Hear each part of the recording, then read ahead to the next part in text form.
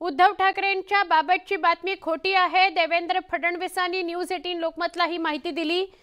काही चॅनल्सनी दिलेली माहिती खोडसाळपणाची आहे। ठाकरेंची वेळ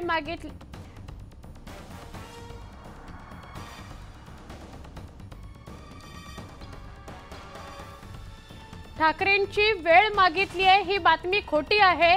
काही वृत्तवाहिन्या खोडसाळपणा करता आहेत। या संदर्भात देवेंद्र फडणवीसांनी भाष्य केलेलं आहे।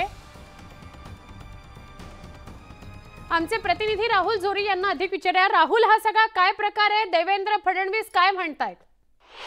लोकसभा निवडणुकीचा निकाल अवघ्या काही तासांवर येऊन ठेपला आहे। अशा वेळी अशा पद्धतीने उद्धव ठाकरे यांना भेटीसाठी देवेंद्र फडणवीस यांनी वेळ मागितली अशी एक बातमी काही माध्यमांकडून प्रसारित झाली होती। मात्र या बातमीचा स्पष्टपणे खुलासा करताना खोटारडी आणि खोडसाळपणाने ही बातमी दिली गेल्याचा जो निर्वाळा आहे तो मुख्यमंत्री देवेंद्र फडणवीस यांनी न्यूज 18 लोकमतशी बोलताना सांगितलंय। एकंदरीत अशा पद्धतीनं कोणाच्याही माध्यमातून कोणाच्याही भेटीची वेळ मागितली नाही अशा पद्धतीची ही बातमी संपूर्णपणे खोटारडीपणाची आणि चुकीची असल्याचा जो स्पष्टीकरण जे आहे ते उपमुख्यमंत्र्यांनी स्वतः दिलेलं आहे। एकंदरीत भाजपकडून देखील अशाच पद्धतीनं माहिती समोर येते की उद्धव ठाकरे किंवा त्यांच्या मध्यस्थींकडून कोणाच्याही भेटीची वेळ ही भाजपकडून मागण्यात आलेली नाही।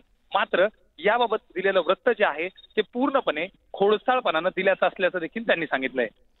नक्की राहुल, धन्यवाद माहिती दिल्याबद्दल। म्हणजे काही वृत्तवाहिन्या खोडसाळपणे ही बातमी चालवता आहेत की भाजपनं किंवा देवेंद्र फडणवीसांनी उद्धव ठाकरेंची वेळ मागितलेली आहे, पण या बातमीत काहीही तथ्य नाही असं उपमुख्यमंत्री देवेंद्र फडणवीस यांनी स्वतः स्पष्ट केलंय।